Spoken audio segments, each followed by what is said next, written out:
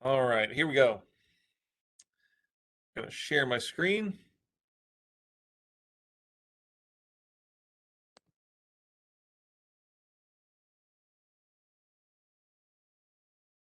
And this, so it's full screen. All right, today, understanding credit.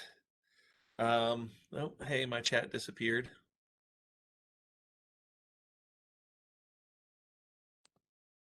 There we go. Yeah, Danny, try and keep it civil. That's all I ask. All right, so understanding credit. What we're going to start out with is kind of your basic credit strategy. Um, Then we'll dive into credit reports, and then we'll get to what most of y'all actually think of as credit, which is your credit score. But if you want to come back to kind of this overarching view here, most of what everyone thinks about is what's above the surface. We're all concerned with our credit scores. But what we don't think about is everything that it takes to build those, and what else do the companies look at when they're deciding on those scores, as well as, you know, hey, you may have this great score, but in these other ways you're entirely uncreditworthy. So let's dive into it. All right. First, definitions, so that we're all understand that we're using the same words in the same way for the purposes of this presentation. So credit. Credit is your ability to obtain goods or services before payment. It may feel like you're paying when you pay with that credit card at the store, but realistically, you're not. The store is getting money from a credit company, not from you. So, anyhow, it's the services before payment based on the trust that payment will be made in the future. In the olden days, this was given by the store in general. So, you kept a tab. Bars still do this, so you keep a tab at the bar. As long as it's a place that you go regularly, they're usually okay with that. Um, or the general store in the town that you lived in out on the frontier would allow you to get flour or sugar on the promise that knowing that you had a crop in the ground and would be harvesting it later and would pay them later, usually with a little bit of interest. So, debt, on the other hand, is something that you owe. Typically, that's going to be money. You could owe a debt of service to someone. So, if I give you a sandwich on the promise that you will later rake my yard, well, you owe me a debt of service as opposed to a debt of money. Um, then we start talking about different kinds of debt. Secured debt can this loan be paid? Yeah, military service. There you go, Andrew. Um, that is definitely a debt of service, and all of our HPSP students and our National Guard students do understand that greatly. Um, and they're giving you money for that service. Now, what kinds of debt? So we have secured debt, which is money that can, or a debt that can be paid, or at least mostly paid, by them repossessing whatever it is that you put up as collateral. So the most common example of this is a car. You don't make a payment on the car, guess what? Bank comes back and takes the car. That's a secured debt. So secured debts typically are going to have better interest rates. It's going to save you a little bit of money to secure that debt. Unsecured debt, like your student loans, are going to be not backed by anything physical. They can't come back and they can't take the knowledge out of your head. They can't come back and literally they can't take a degree from you. The student loan companies can't. Um, so that is an unsecured debt. Usually, unsecured debts have higher interest rates. An example of this is, way back before my wife and I were married, she bought a violin. And because the bank did not understand the value of musical instruments and they can get quite expensive, they considered her loan for her violin to be an unsecured loan. It had an exorbitant, in my opinion, interest rate, so we paid it off as quickly as we could after we got married. On the other hand, had they treated it as a debt that was a secured debt based on the value of the violin that they could take back, then we would have been able to save a little bit of money up front. All right. Then we have this credit report, and it's basically a list. It's the CV of your credit history. In some cases, going back 7 years, in some cases even further for certain things. So let's start with just some basic strategy. I hate to say it this way, but it's common sense. If you owe someone for something, pay it on time. Don't borrow something that you can't pay back. If you can't afford it month to month, don't borrow it. Makes sense. Your student loans, you will be able to pay those back because of the way they get paid back through income driven plans and things like that. That's a debt that you can pay back. And then when we're talking credit, in most cases, we want to avoid borrowing at the extreme limits. So we don't want to take out every dime that we're offered, maybe in a student loan or a mortgage, or even, your credit card. You don't want to max those out.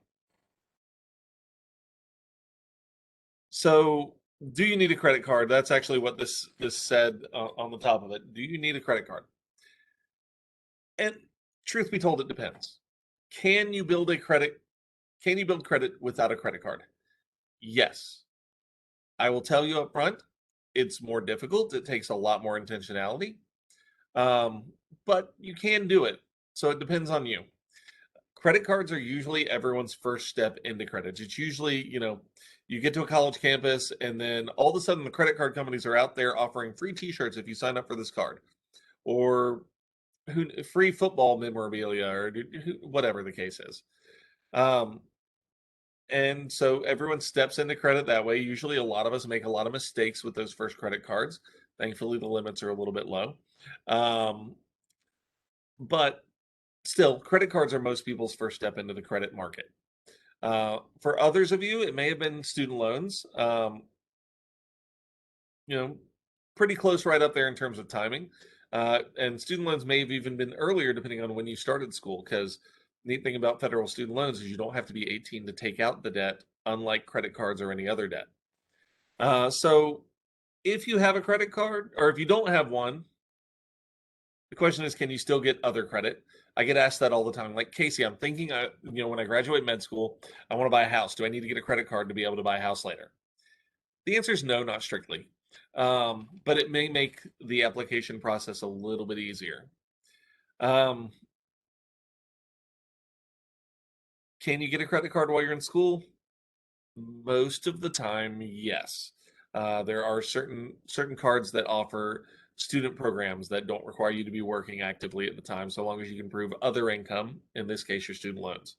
Um, if you want to get what we would call, say, more of a grown-up credit card, they're going to require that you wait until you actually have an income.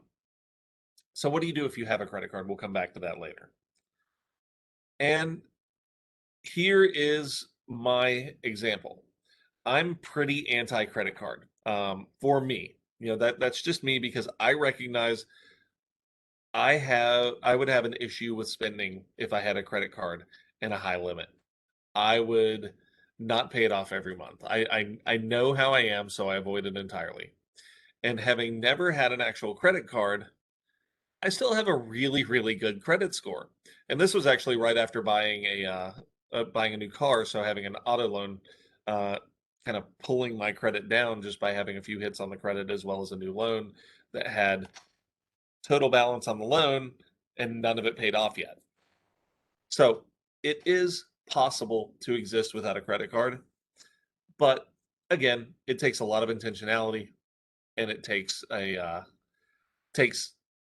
time. I mean, you can build credit a lot faster with things like a credit card.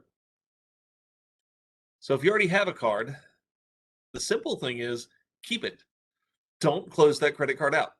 The longer you have that credit card, one, the better interest rate you're going to get simply by being able to call and ask for it. Two, the next thing you're going to get is hopefully better perks. Sometimes not, but other times, yes. And then you're also going to get a bump in your credit score and higher limits on that credit card in case you ever need to spend more of it at a time. The older a credit account is, the better it is as far as the credit scoring is concerned. So what if you don't have a card yet? It's up to you. The ball's in your court. You can decide, okay, I'm going to get a card. I'm going to start working on credit. knowing that at first this is probably going to have a small ding in my credit score, but that's honestly okay as long as you do the right things by that card. And we'll come back to that again later. If you decide not to do a credit card, also fine. You're just going to have to be really intentional. Everything you have needs to be paid on time. So what's the credit report? And this is honestly, when we're talking about anything credit wise, like I said earlier, everyone's concerned about their score, but this is the most important part because all of this information is used to build your score, and all of this information may be not entirely yours. I have a friend with an extremely common name, so we're going to start with all this here. Actually, it's our very first item, personal information. My friend's name is so ridiculously common, it's practically John Smith. Well, he went to go apply for a home loan, having not checked his credit report in a long time. And guess what? There were other John Smiths who are now assigned to his credit report who had gone delinquent on loans. Ooh, he never lived in Oklahoma. Why does he have a mortgage out there that he defaulted on? Well, that happens. It's a mistake. It's a simple mistake. It's not your fault. It's typically not even the credit reporting bureau's fault. It's just the algorithm they use isn't perfect, and there's no way to make it entirely perfect. So, if this is you, and yes, it is crazy, but this is why, and I'll come back, I'll remind you of this later. This is why you check your credit report up to 3 times a year. I would say at minimum you need to do it once a year, but you can get a free one 3 times a year, so why not? Just don't do them all at once. Check it at different times if you're going to check it multiple times a year. You can take one from each of the credit reporting bureaus. So come out here. Very first piece of a credit report is, who is this report on? What names have you ever gone by? What names have you ever taken out a loan in? Have you ever changed your name? That'll show up in here. Where did you live in the past 5 to 10 years? And addresses associated with active credit accounts may also help you know why your credit score is tanking, because they may have an old address and they're still sending paperwork to that old address, having never gotten your new address.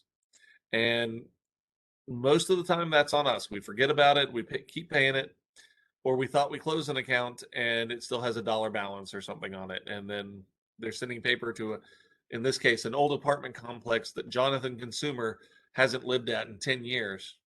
Well, but it's still on an active credit account.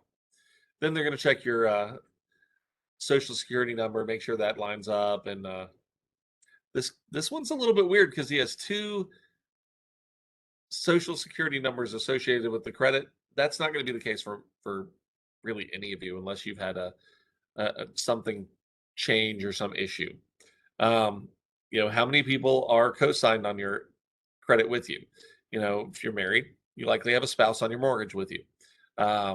If you have a car loan that you started while in undergrad, you likely have a parent on that loan with you. So they're going to show up there as well. Maybe they opened a credit card with you to help you start your credit when you were 17, 18 years old. A lot of different ways that you can have extra people on there that are co-applicants. So then you jump into personal statements. This is not a statement like you wrote for your AMCAS application. This isn't you writing a personal statement.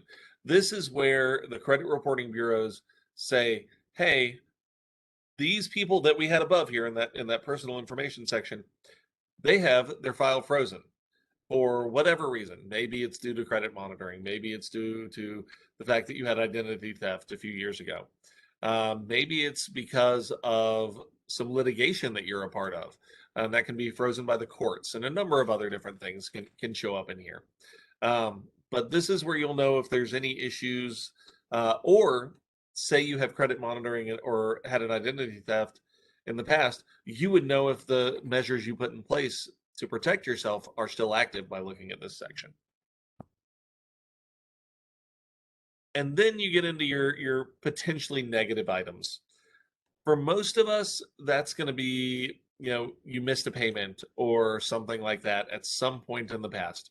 And what you can see is that this person, Jonathan Consumer, was 30 days late on a payment back in or now in May 2015. It's recent. It only happened the once.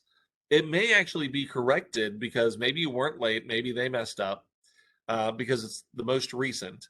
Um, but you can also see that you were dead on every other one of these payments. So you can see there if there's something going on that's going to negatively impact your credit as a negative occurrence. Not necessarily something that's going to impact your credit score, although these usually will. Um, but there are other things that will impact your credit score as well, based on how those scores are made. Then they're going to list your accounts in good standing.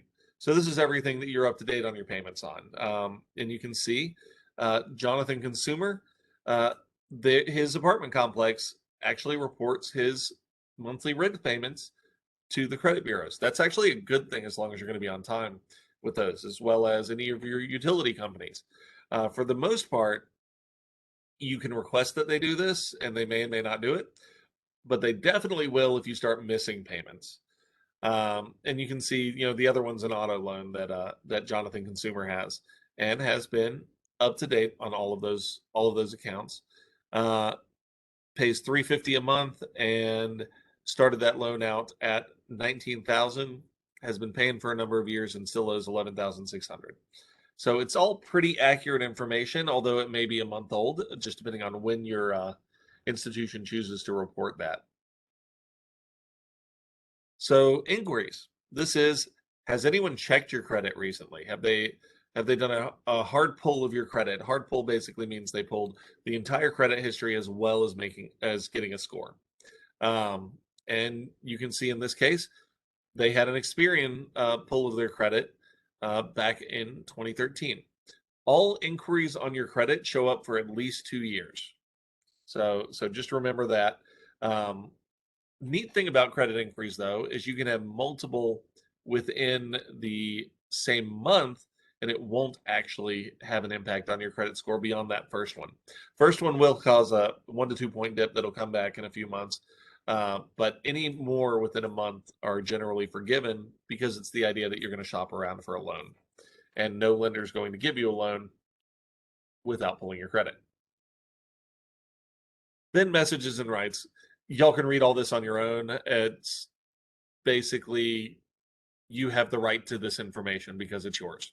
More or less, very similar to your HIPAA rights, more similar to your FERPA rights here at the school, all those same things. And then there's disputes. So, say you're John Smith and the wrong person's information is on there. Well, you have to file a dispute. You have to be able to prove uh, your innocence in this, more or less. And you have to dispute it with each one of the credit reporting bureaus. And so there are three major ones. You have to submit the same dispute to each one of them, and each one of them is going to have their own forms and things like that. So what are they going to fix in a dispute? You can see it here. They're going to fix incorrect information, like, hey, that's not my social. Hey, that's not my loan. Um, they're going to see if they can verify that false loan is not yours, um, or they're going to see if they can verify that it is yours. They'll pull up signatures. They'll, things like that. And if they can, they'll delete it. If it's just inaccurate in terms of the amount that you borrowed or something like that, they're going to update it.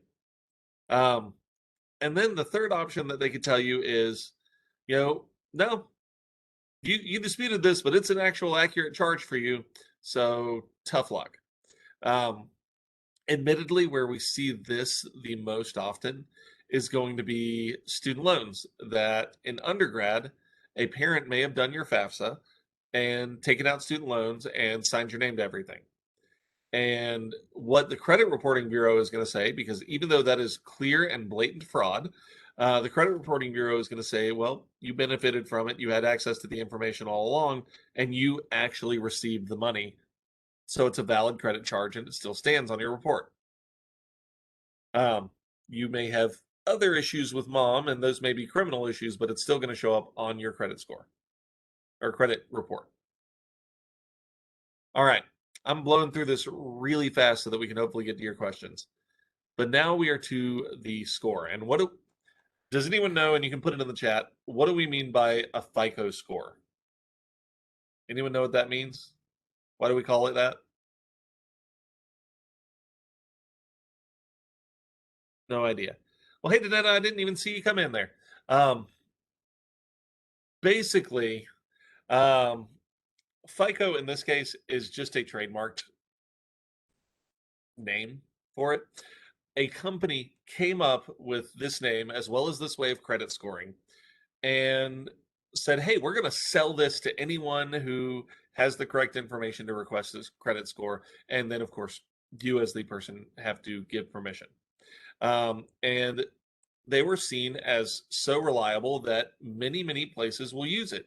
Now, here's the one thing that gets me, and I find it kind of annoying as a consumer. They are every place you ever try and borrow money from, mortgage, for a mortgage, auto loan, whatever, they're going to give you your FICO score. Your bank may even provide it. My bank gives me an updated FICO score every single month. Um, but at the end of the day, every single lending institution uses what we would call an institutional method score. And they're going to be pretty similar to this. They're going to give you a little bit different score. They're looking at slightly different things based on the interest of that bank. But they don't have to give those to you if they can justify denying or approving your credit based on the information they show in the FICO score, even though it's not what they're actually using. Um, it's kind of an annoying thing. So you can't know how to improve your score for XYZ mortgage lender or anything like that. But again, the FICO score is pretty heavily used, and you can see the breakdown here. What are the most important things when it comes to your credit? It's going to be your payment history and then the amount that you actually still owe. So, this is why you can get away potentially with not having a credit card because the biggest factors are going to be that amount owed, payment history, and then, of course, you jump into length of the credit history. So the longer, say, I have a mortgage going on and I'm paying on it, well, the better my credit score is going to be for that 15% of my score. And then you get into new credit as well as credit mix. And let's dive into those. So payment history. Does this make sense? Payment history, they want to know that you do make your payments on time. If they're deciding if you're going to be credit worthy, because that's what the score is all about. How credit worthy are you? Score of 600 used to be seen as acceptable, not good, but acceptable. You could get a loan at a score of 600.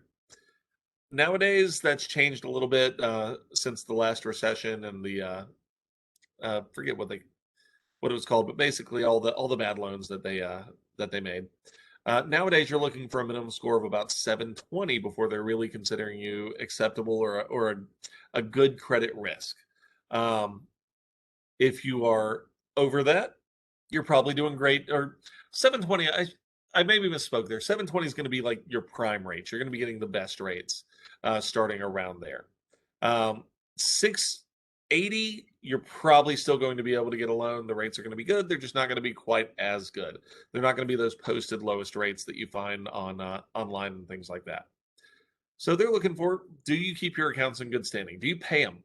If you are ever late in that, how often does that happen? And that's where some of the institutional method comes into play. If it's once in the past 7 years, okay, they understand it's not going to hurt your credit all that much. But if it's once every year, that's going to be an issue. If you have an account that's 90 days past due, that's going to be an issue. Heaven forbid you went bankrupt. That's going to stick on there for a while because then that's payment history. You weren't making payments before that prior to that. And then you went into a legal agreement to not make any of those payments ever again. That's going to hurt a lot on this huge chunk of your credit score. Then we get into the amount owed. How much available credit do you have versus how much of that are you using? And we see this most often with credit scores. Or credit cards, I should say. So we've got two scenarios here. We've got student A who has one credit card, has a limit of $1,750 and borrowed $1,500. Student B has the same exact debt when it comes to the credit card balance, But that balance is split across 3 different cards or loans or however you want to look at it. And overall has a much higher combined limit. Which student, one or two, has the better credit score in this section? What do y'all think? Seeing two all around. And you're right. So basically, the credit card companies and not just them, but everyone looking at these credit scores is going to be looking for, do I have a high limit that I'm not using? So it's good to have a high limit. It's bad to use all of that limit on a regular basis. So one of the things, and this is a good tip, is that if you have a credit card or multiple credit cards, depending on the case, it's a good habit to every once in a while call them and say, "Hey, I'm considering making a big purchase. I'd like to increase my limit. Can you do that?" And as long as you have a good credit history with them, you've been making your payments on time, never any late ones, and your overall credit in other areas is pretty good. Most of the time, they'll say, "Yeah, we can increase that limit, so we'll go up about $1,000 on that limit." Um, and you do this whether or not you're planning on making a big purchase.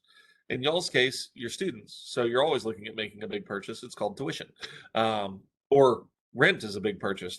Let's be honest on that. So we want to ask for those increases, and then we don't want to use that limit. We don't even want to maintain a balance on these cards. We want to use them, but we don't want to have a balance because, of course, the less we use of that credit limit, the better our credit score is going to look. And they'll call it a credit utilization rate when they're looking at this on the score, or when they're reporting out like, "Hey, you're pretty close to all your limits. Your credit utilization rate is bad, and that's why we're not going to offer you a loan, or we're not going to offer you a great rate on that loan." So then we get into the age or the new credit. So how much of your credit is new? This is where a lot of students, you get to fourth year, you start thinking about, "Hey, one, I've got to travel," assuming travel is back by the time you get to fourth year. And you're going, "I want to get a miles credit card." I'm also thinking I want to buy a house at the end of fourth year once I match, as long as I like the area I match to. And, I better have some credit for that. So everyone tries to get a card fourth year. Well, because your credit history is brand new, and maybe you have a lot of new accounts, well, that's considered pretty risky. It means you're probably shuffling around money, is what they think, whether or not you actually are. But a big number of new accounts, and that can be 2 or 3 new accounts, is going to be considered pretty risky there. They're also brand new accounts, so there's no history on them. And that brings us to our next point. The newer the account, the less valuable it is for your credit. Even if it does have a high limit, it's going to help in some ways on that regard, but then it's going to hurt you for being a new account. So you have to look at all of your different credit accounts. How old are the oldest? How old are the newest? These are going to be factors.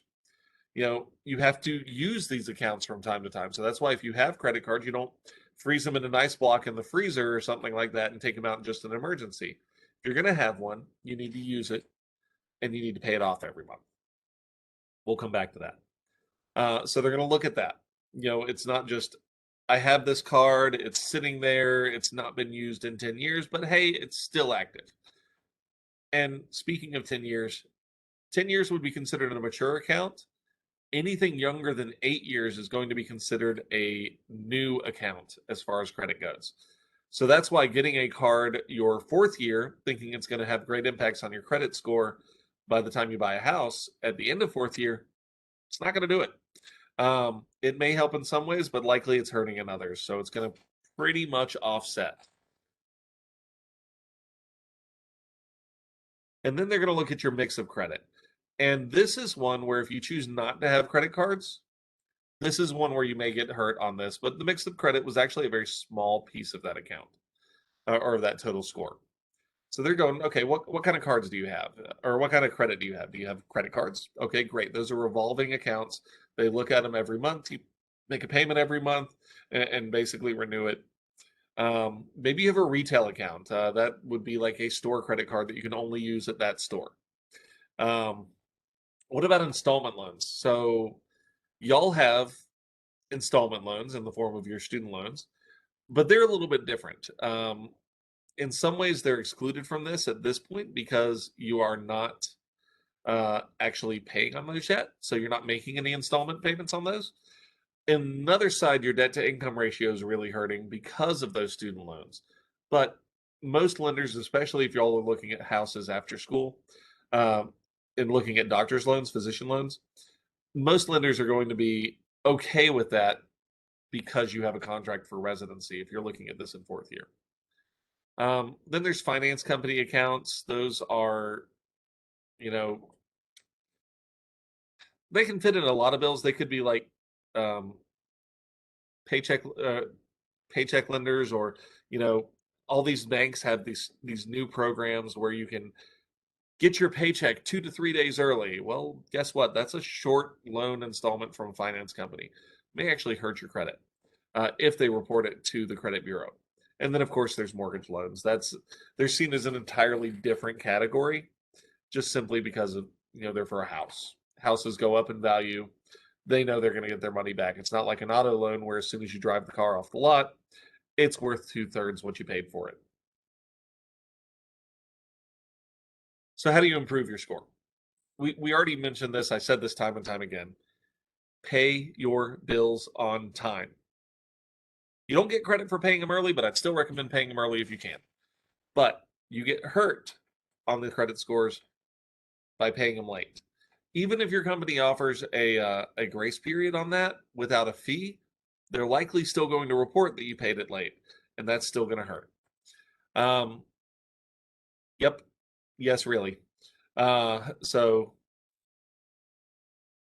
now, not every company does that, but it is. I would say they're within their rights to do it because they choose whether or not to charge you a fee. But if they're reporting on-time payments and they're required to report on time or late, well, it would be wrong to say if you paid it late. Um, up to them. Another way to improve your credit score: does your utility company, does your rental company, whoever you're making regular payments to, can they report it to a credit bureau? If they can, please let them, as long as you know you're going to be on time on those. If they if you're going to make late payments, I don't recommend it. You probably shouldn't be taking out that debt anyway. But if you are going to be making late payments on the regular, then ask them not to report it. But better yet, just pay your bills on time. Then the other hand is pay off debt and keep your balances low on those cards. Now, the funny thing is, every once in a while, you will pay off a loan, say an auto loan or something like that, and you will actually show a dip in your credit score for a few months because of that. And that's simply because your credit is less diverse at that point, or you've terminated an account that you had a long payment history on. Still, generally better to pay off the debt because the dips that you take on that are going to be very minor. And the people lending you money, if you're applying for a mortgage, are going to be able to see, oh, yeah, they paid off their student loans. They paid off a car loan, things like that. But if we're talking about credit cards, do not close those accounts. Um, unless they're charging you something like an exorbitant annual fee or something like that, don't close the accounts. Keep them open. The longer you have them, the better they are for your credit score.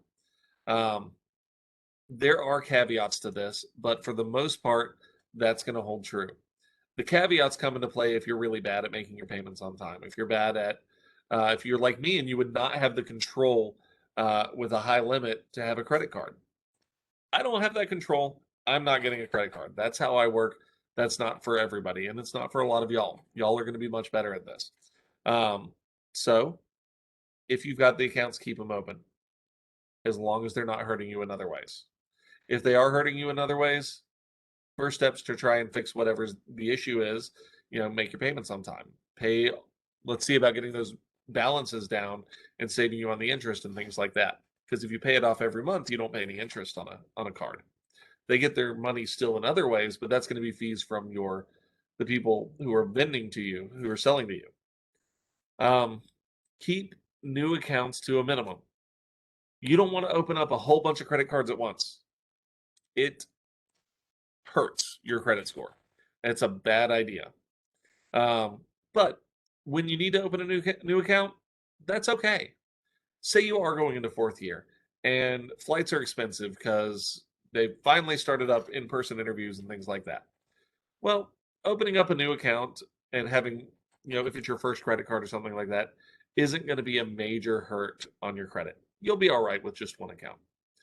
And the last thing is if you check your credits report and you see an inaccuracy, dispute it right away. Go ahead and start working on that. And like I said earlier, remember to dispute it with every single credit reporting bureau. At least every reporting bureau that's showing that inaccuracy. Not all of them will. So how long does it take to improve your credit? The short answer is it takes a long time. With the exception of a few things, there are some quick fixes to credit, like paying down a balance. So if you pay down a balance on a credit card and you still have a higher limit, that's going to show a pretty quick improvement on your credit score. Other things, inquiries are going to remain on there for 2 years. So every time you pull your credit, it's going to show up on there for 2 years. And generally speaking, a ding from a credit check is only going to last a few months, but they'll still be able to see it. And that becomes a red flag for banks if you are applying for, say, a mortgage or something like that. If you have a lot of credit inquiries, that means for whatever reason, someone was pulling your credit and did a hard check, and that always requires your permission. And then they denied your loan, or you decided not to take it out for whatever reason. And they're going to treat it like you were denied the loan.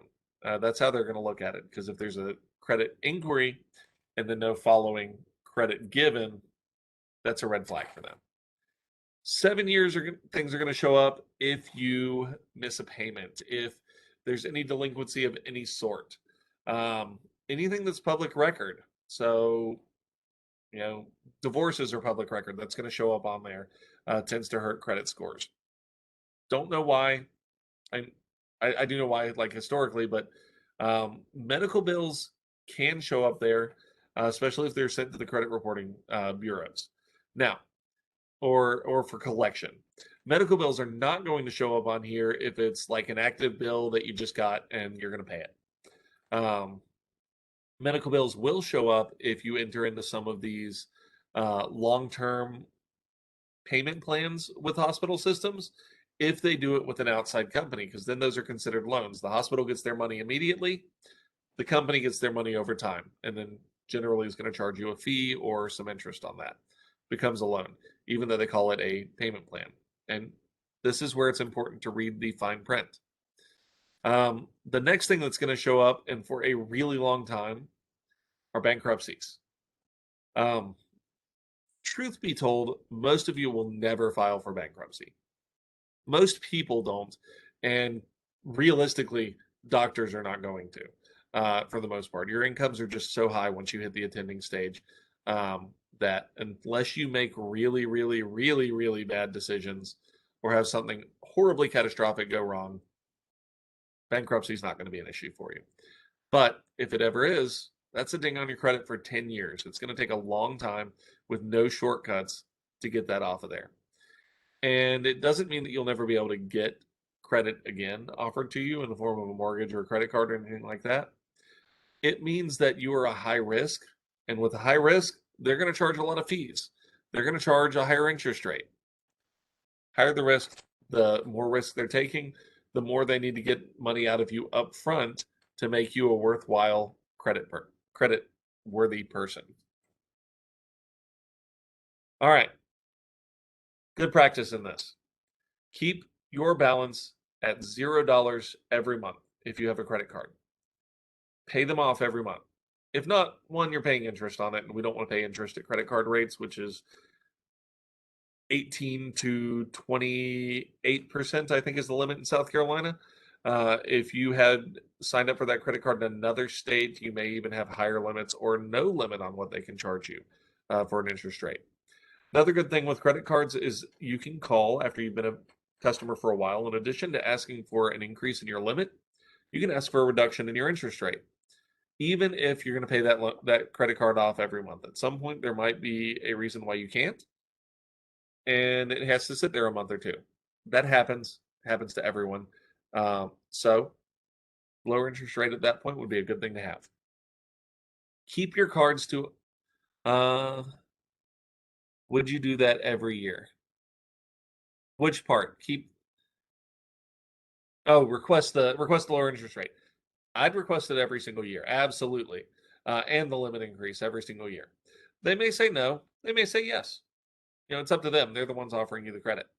But yeah, I'd ask every single year. Again, so long as I'm making those payments on time and being a good steward of that credit, keeping my balance down. Keep those number of cards to a minimum. You don't want to pull out like 15,000 credit cards because that looks interesting. So what if they want to pull your credit report? Generally speaking, if I don't have a big credit application for an increase or even a credit an interest rate reduction, if I don't have a big purchase coming up, I'm okay with that because it only takes 1 to 2 months to fix it. And you can talk to if the bank asks you about it, you be like, yeah, I was asking for an increase to my credit limit. So generally speaking, that one's not going to hurt you. Credit pulls aren't going to hurt unless there's a ton of them in a short period of time. Again, not within a month, but across like a year. Let's say you had a credit pull every month every month a year for years and years. That looks really bad. But a whole bunch right within a month, totally fine. You were shopping around for a loan. But yeah, I'd be okay with them pulling that report if I don't have a big purchase coming up that I'm going to need credit for. If I do, I'll be like, not today, but let me get my new car loan and then I'll come back and talk to you all about that increase. And you just be upfront with them. Hey, I'm taking out something. I don't want to see a dip in my credit score.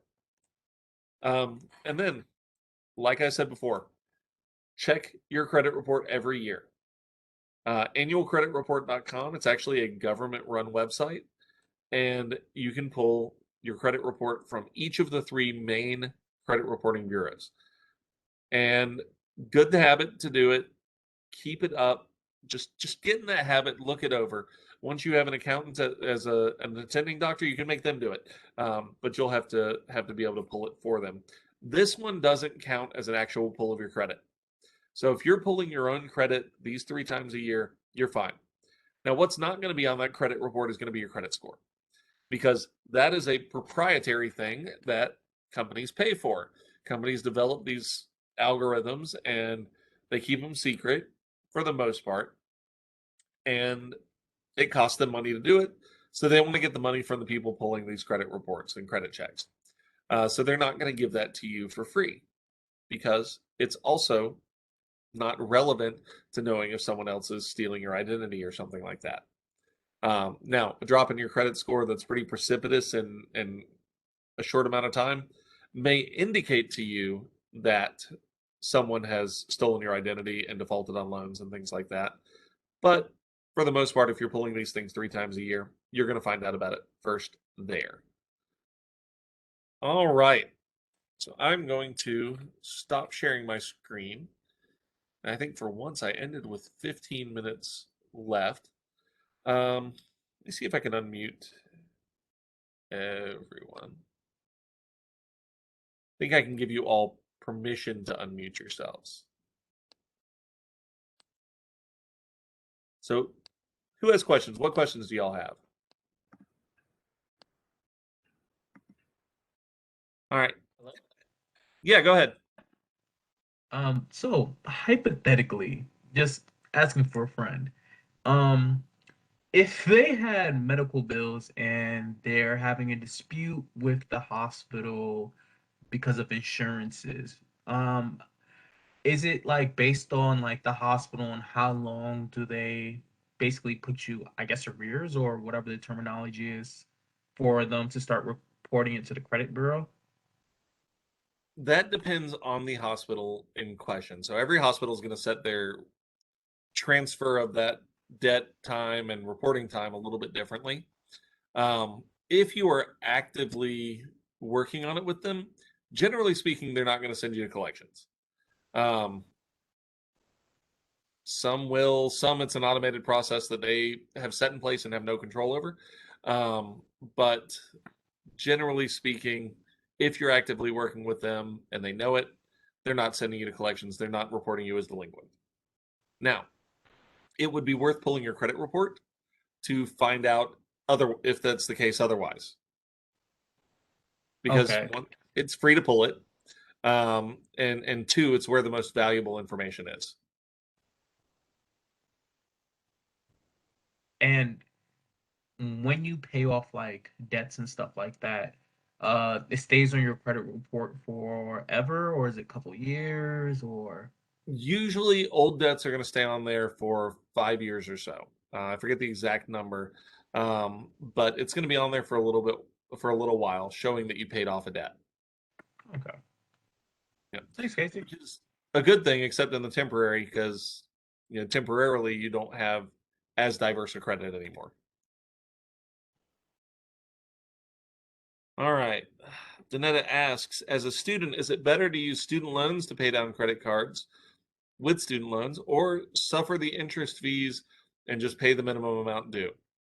So that comes down to a function of timing. The big thing here is we don't want to use student loans for, and it is a very good question. Thanks for pointing that out, Danny.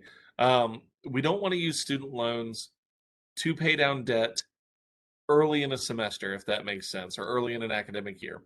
The reason for that is we have to get through the academic year.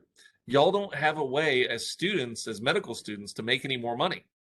As a school, we prohibit you from getting a job outside of tutoring or being a TA in fourth year in the anatomy lab. Um, I don't want to know if you're Ubering or things like that on the side. Um, but strictly speaking, your student loans are for living. Um, but if I get to the end of a semester and it's right before, or I'm going to say the end of an academic year, so we're getting to April or May, we know we've got enough money to get us through the next disbursement in July, and we're going to be good on that. And there's still some remaining eligibility. At that point, I might consider using my student loans and paying down a little bit of my credit card debt because one, it's a better interest rate, thank goodness, and two, with public service loan forgiveness, maybe I can get some of that forgiven. Never hurts. I'd rather the government forgive some of my money than me have to pay it all. Um, but I don't want to do it earlier in the semester because I may need that money for food and rent and things like that. And if I paid down credit card debt, now I don't have the money for that because another emergency came up or something like that. It's a matter, like I said, of timing, and you want to make sure the timing is good on that if you're going to do it. Um, if you're borrowing right up at the limits and it's just keeping you afloat, unfortunately, we're just going to have to kind of ride on those credit card debts and just pay minimums as long as we can stay afloat on it. If we get to fourth year, there might be a few more options, but realistically, you want to hold off and wait until right before your next disbursement if you're gonna do something like that. All right, what other questions? Okay, so is the FICO score your credit score? In most cases, yes. But also every bank creates their own credit score based on certain criteria that they have in-house. And they feed your credit report into it and it generates their own score in-house. That's why when I showed mine a little bit earlier, it had 3 different credit scores that you can then average because also each one of these credit reporting bureaus has their own score as well. And you can pay them for them, but why? It's not worth it. I pulled that from when they pulled my actual credit score for the auto loan I was applying for. Any other questions?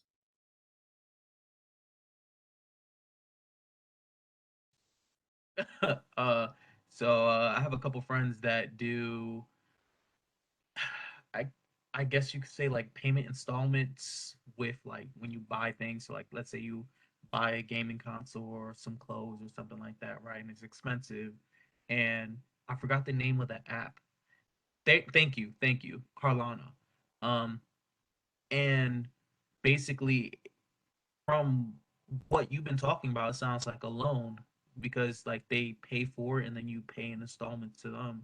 So would something like that also be sent to the credit bureau? I would say that it should. Pull your credit history and see if it's there. Or your credit report. Um, that is, it's a financial product. They're extending you credit. It should be reported. Um, do they? Because some of this newer stuff is a little bit more nebulous in exact terms when it comes to the law. Maybe not.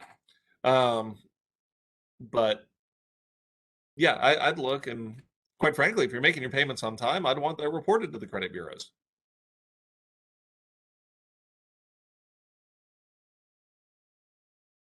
Would I say no? I would not pay a $5 fee a month to have things sent to the credit bureaus.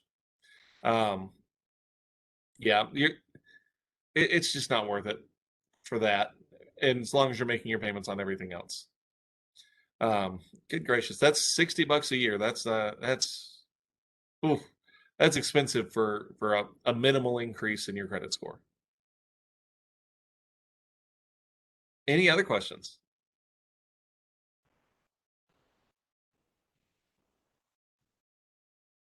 Oh, I'll try and let you unmute again. Try it now. Okay, hello. Hey, there you are. Hi. So is it true that let's say I make a purchase on a credit card and I want to pay it off like let's say the next week? Is it true that I should wait until the next credit until that credit cycle ends in order for the I don't know, something to count? Like I know like some credit cards like they decline your credit or they cancel your credit card if you don't make purchases regularly or something like that, right? Yes, they definitely will if you don't use them, or it shows up on your credit score, this credit report as not being used. But if you used it and then you pay it off, that's generally considered okay. Don't let it sit out there for a month and have interest charged on it or anything like that. No, you could pay it off at the next statement, which is what a lot of people will do, which your monthly bill that comes in. Um, but I've never heard of it being an issue to pay it off within a week or so. All right. And I'm seeing we have a call-in user who has a hand up. So I don't even know how that works, but go ahead and ask. Hey, Casey, I lost internet, so I had to go to my phone. Ah, Um, gotcha. what about like Heloc over like student loans? Say that again. What about like a Heloc, like a home equity line of credit Oh, home versus equity loan, student loans? HELOCs. Um, so HELOCs are generally going to be a lower interest rate, which is great. What they lack compared to student loans, so we're only looking at this in the vein of student loans versus a HELOC. Better interest rate on the HELOC, worse repayment options on a HELOC. So HELOCs generally aren't going to have income-based repayment, which is not good while you're in residency. You definitely want that. HELOCs also generally take up to about 6 months to actually have money disperse on them, so they're not a good quick option for most people. Is it a possibility? Could you make it work? Absolutely, as long as you'll have the income to make the payments. Um, but I tend to default more towards the federal loans so that we can take advantage of forgiveness that are offered because they won't give you any money on forgiveness for your HELOC. You could get it on a federal loan. Okay, thanks, Casey. No problem. All right. Any other questions? I know we're coming to the end of our time. Okay. Do I recommend a specific way to pay off? Um, I prefer the debt avalanche to the debt snowball. Um, so snowball means I'm going to pay off the smallest one first and minimum payments on everything else, and then of course those I start making bigger payments on the next smallest one once the first one's paid off. That's a Dave Ramsey thing. Debt avalanche means I'm going to focus on my highest interest rate loan first, which ultimately is going to save you a little bit more money. Both work. The debt avalanche just works a little bit better in terms of like total actual money. Credit card consolidation loans, they work. If you keep building up your credit debt, though, you have a bigger issue than the actual amount and the interest rate that you're being charged. But no, a credit card consolidation loan is not necessarily a bad thing as long as we are now no longer using our credit cards and keeping a balance on them. We can keep using them, but not keep a balance is kind of the key thing there. And a balance transfer credit card works basically the same as a credit card consolidation loan. It's just you're consolidating it onto a credit card instead of into a loan that you can't then further spend money on. Same principle, a little bit higher interest rate, but a little bit more functionality. The balance transfer cards also, they're going to kind of lure you in, not lure you, they're going to offer you some bonuses and some perks because it's a new credit card. It's a new account, so you are going to be hurt in that regard on your credit score. But ultimately, I prefer the debt avalanche method. All right, any other questions? And Danetta, I'm going to set it up so that you can unmute if you want to again. Cool. Thanks. That's all I have. Yeah, though. I've learned something new. This is a weird thing where if you mute yourself, you then can't unmute again. All right, any other questions? And Andrew, your hand's still up. Do you still have a question? No, I don't know how to put it down though. Maybe I can do it for you. I don't know. All right. Well, y'all, if that's it, we are right on time. And I hope y'all have a great rest of your day. Thanks for coming. Thanks, Casey. Thanks, Y'all have a Casey. good one.